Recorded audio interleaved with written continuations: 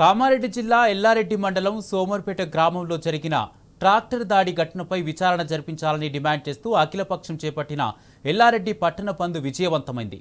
కాంగ్రెస్ గూండాల చేతిలో గాయపడ్డ బాధితులు ప్రస్తుతం చికిత్స పొందుతున్నారు.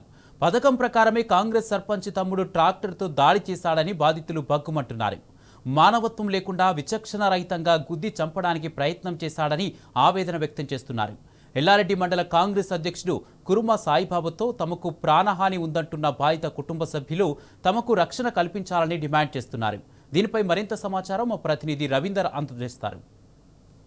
కామారెడ్డి జిల్లాలో అధికార కాంగ్రెస్ పార్టీకి సరైన స్థానాలు రాకపోవడంతో దౌర్జన్యాలకు దిగుతున్నారు. ఇవాళ అధికారంలో ఉండి కూడా ఓడిపోవడాన్ని జీర్ణించుకోలేక బీఆర్ఎస్ నాయకులపైన కార్యకర్తలపైన దాడి జరగడం జరుగుతుంది. ఎల్లారెడ్డి నియోజకవర్గ కేంద్రంలోని ఎల్లారెడ్డి మండలం సోమార్పేట గ్రామమే అందరికీ నిదర్శనం. 14వ తారీఖున సర్పంచ్ అభ్యర్థిగా ఓడిపోయిన ఇంటిపైన ఇటు కాంగ్రెస్ సంబంధించినటువంటి గెలిచిన అభ్యర్థి పాపయ్య తన తమ్ముడితో దాడి చేయించడం జరిగింది ట్రాక్టర్తో. ఈ దాడిలో దాదాపు 6గురు తీవ్రంగా గాయపడ్డారు. ఇద్దరు అటు హైదరాబాద్ యశోద హాస్పిటల్లో ట్రీట్మెంట్ చేసుకున్నారు. ఈ నేపథ్యంలో వారి పరిస్థితి అత్యంత విషమంగా ఉంది. ప్రస్తుతం ఎల్లారెడ్డి నియోజకవర్గ కేంద్రంలో ఉన్నటువంటి ఓ హాస్పిటల్లో మహిళ ఇవాళ ట్రీట్మెంట్ చేసుకున్న దృశ్యాన్ని మనం చూస్తున్నాం. ఇబ్బందికరమైన సిచ్యువేషన్.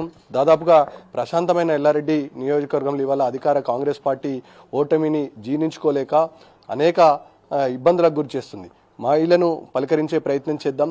అసలు ఏం జరిగిందమ్మా? ఎందుకోసం ఆయన వ్యక్తి ట్రాక్టర్ పైన మీ పైన దాడి చేయడానికి ప్రయత్నం చేశారు? మీరు అప్పుడు ఏం చేస్తున్నారు? ఆయన ఏమనుకుంటా మీకు ట్రాక్టర్ తొక్కించడానికి ప్రయత్నం చేశారు? ఒకసారి పోయింది సార్, అటు బయట కూర్చున్నాం.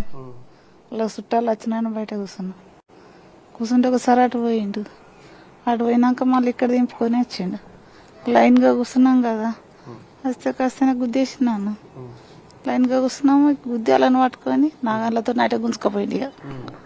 ఇలా వాడుండే పిల్లగాన్ని సిరు పడేసింది భారత. ఇలా నన్ను పడిపోయినా ఇక అలా గుద్దుడు పెడుతుండు అంతే. ఎంతమంది ఉన్నారు? మీరు ఎంతమంది ఉన్నారు? ఆ ఇంటికి ఎందుకు వెళ్ళారు? ఆ ఘటన జరిగినప్పుడు ఒక చిన్న బాబు ఉండు కదా, ఆయన పరిస్థితి ఏంది? 3 మహిళలు ఉన్నారు, వాళ్ళ హైదరాబాద్ హాస్పిటల్లో ట్రీట్మెంట్ తీసుకుంటున్నారు, వాళ్ళ పరిస్థితి ఏంది? అసలు ఇట్లా ఎందుకు జరిగిందని అనుకుంటున్నారు? మీకు ఏమన్నాడు ఆయన? ఆయన మాకు ఏమన్నాడు అంటే, సారు చేతిలో నన్ను గెలిపిరు, లేకుంటే మీ పింఛన్లు పోతాయి, మీకు ఇండ్లు రావన్నాడట సాయిబాబాడు. అంటే బెదిరిస్తే ఆయనకు ఓట్లు వేసిండ్రు. అట్లా గెలిచిండు, అంత ఎరుగుపోలే. మేము ఓడిపోయినాం, తాకిపోయి అరుసుకొచ్చినాం అంతే. బయట కూర్చున్నాం సార్. ఓడిపోయిన వ్యక్తికి పరామర్శ కోసం అతని ఇంటికి వెళ్ళారు. వెళ్ళి కూర్చున్నాం సార్. ఆయనకే గుద్దుతుండే బాలరాజుకు. నేను తానం చేసి రాపమంటే లోపలికి పోయిండ్రు. మేము ఎండకొచ్చి కూర్చున్నాం, చుట్టాలు వచ్చిండ్రు. ఆయన కాతో అటు పోయింది, ఇటు రివర్స్ తీసుకొని వచ్చిండు, ఇది గుద్ది పడేసి. మనతో పాటు బాధితురాలకు సంబంధించిన బంధువులు ఉన్నారు. ఏంది ఇదంతా పరిస్థితి? వల్ల ఓటమిని జీర్ణించుకోలేని వ్యక్తులు దాదాపుగా బీఆర్ఎస్ పార్టీకి సంబంధించిన వార్డు మెంబర్లు అంతా గెలుపొందారు. సర్పంచ్ మాత్రం కాంగ్రెస్ అభ్యర్థి గెలుపొందాడు. ఈ నేపథ్యంలో ఇక్కడ ఉన్నటువంటి ఎల్లారెడ్డి కాంగ్రెస్ సంబంధించినటువంటి ప్రెసిడెంట్ ఎవరైతే ఉన్నారో, మండల పార్టీ ప్రెసిడెంట్, ఆయన సమీప బంధువు ఇవాళ పోచయ్య.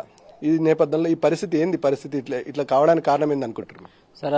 ఇప్పుడు ఓడిపోయిన అభ్యర్థి అంటే మేము అందులో మెంబర్ సార్, మా వాళ్ళు మెంబర్గా నిలబడ్డారు. వాళ్ళ అత్త మేమే మెంబర్ నిలబడితే ఏంటంటే ఓడిపోయిన తర్వాత రోజు పోతున్నాం మేము, అతన్ని పరామర్శించడానికి మేము వెళ్ళినాం సార్. అక్కడికి వెళ్తే మేము నేను 50 మీటర్ల లోపల నేను దూరం ఉన్నా సార్.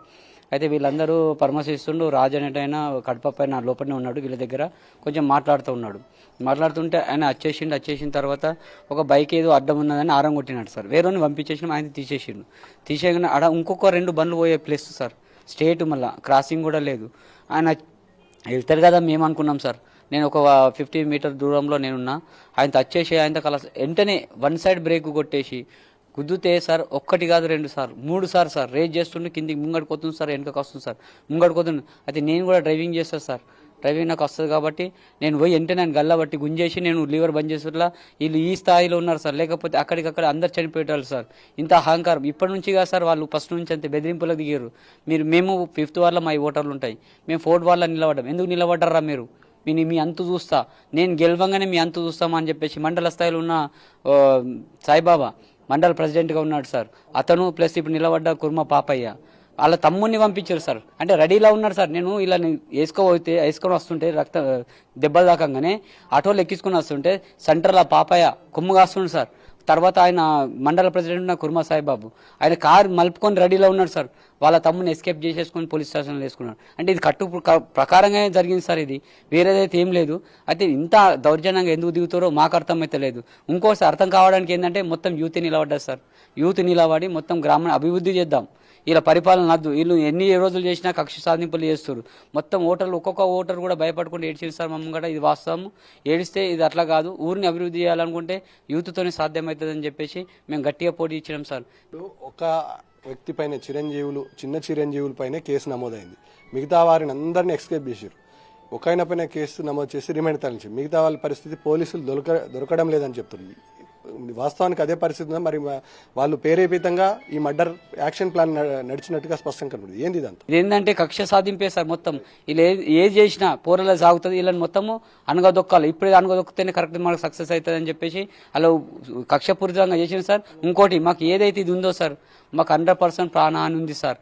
ఇది మేము బతకలేం సార్. ఎందుకంటే ఈ సిచ్యువేషన్లో మాత్రం చూస్తే మేము అందరం ఉండగానే గుద్దిన వాళ్ళు రేపు పొద్దుగాల ఈ ఒక్కరు దొరికితే ఇంకేం చేస్తారని మాకు భయం ఉంది సార్. ఇంకోటి ఇది ఒకటే అవకాశం కదా సార్. ఇప్పుడు అధికారం అయినా కానీ అప్పయ్యారు అనుకో సార్, మేము ఉండి లేని కిందికే సార్. ఏ జరిగినా మా మీద చిన్న కేసు అయినా సార్ పెడతారు సార్. ఈ పోలీసు వాళ్ళు కూడా ఒకటే సార్ విజ్ఞప్తి, మాకు ఏ తరంగా ప్రొటెక్షన్ ఇస్తారో ఏ విధంగా చేస్తారో మనం రక్షించే బాధ్యత మీదే సార్.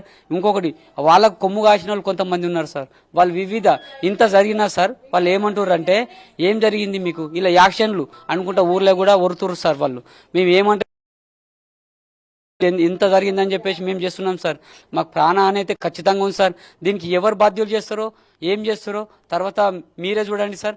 దయచేసి మిమ్మల్ని మాత్రం కాపాడండి సార్. ఆయన కూడా మండల స్థాయి నుంచి ఆయన తీసేయండి సార్. ఒకటే మదన్ మోహన్ సార్ నిన్న ఒక అన్నాడట. నిన్న ఏమనంటే ఎంతటి వారైనా నా కన్న కొడుకైనా సరే ఆయన శిక్షిస్తా అని చెప్పేసి అన్నాడు. అన్న తెల్లారైనా సరే వాళ్ళను తీసేసి అయిపోతుంది కదా సార్. ఇంతగానం ఎందుకు ఇంకా కక్ష కడుతుండని చెప్పేసి నా ఒకటే విజ్ఞప్తి, అందరిని మమ్మల్ని మంచిగా చూడండి సార్. ఏది ప్రాబ్లం అయినా ఆలే బద్దులు సార్. ఇక మొత్తానికి ప్రేరేపిత మర్డర్గా కనబడుతుంది. దీని వెనుక అనేక మంది కాంగ్రెస్ నాయకుల హస్తం ఉంది. దాదాపు ఆ యాక్షన్ ప్లాన్ ప్రకారమే, ముందస్తు ప్రణాళిక ప్రకారమే మర్డర్ ప్లాన్ చేశారు. బాధితులు ఎవరైతే ఉన్నారో ఓడిపోయిన అభ్యర్థి ఇంటి దగ్గర పరామర్శకు వెళ్తే కావాలని ట్రాక్టర్తో రివర్సు అదేవిధంగా ఫ్రంట్కి తీసి ఉద్దేశపూర్వకంగానే మర్డర్ ప్లాన్ చేశారు. కాబట్టి దీని వెనకాల కాంగ్రెస్ సంబంధించిన నాయకులు ఉన్నారు. వాళ్ళపైన శాఖాపరమైన పోలీసులు చర్యలు తీసుకొని అదేవిధంగా బాధితులకు న్యాయం చేయాలి. మాకు ప్రాణహాని ఉంది, ఖచ్చితంగా స్థానికంగా ఉన్న ఎమ్మెల్యే ప్రోద్బలంతోనే ఇదంతా నడిచింది. తక్షణమే న్యాయ సహాయం అందించడంతో పాటు తమకు వైద్యానికి సంబంధించిన పూర్తి ఖర్చు ప్రభుత్వమే భరించాలని ఇక్కడ ఉన్నటువంటి బాధితులు డిమాండ్ చేస్తున్న పరిస్థితి స్పష్టంగా కనబడుతుంది. వీడియో అశోక్తో కలిసి రవీందర్, టీ న్యూస్, ఎల్లారెడ్డి నియోజకవర్గం.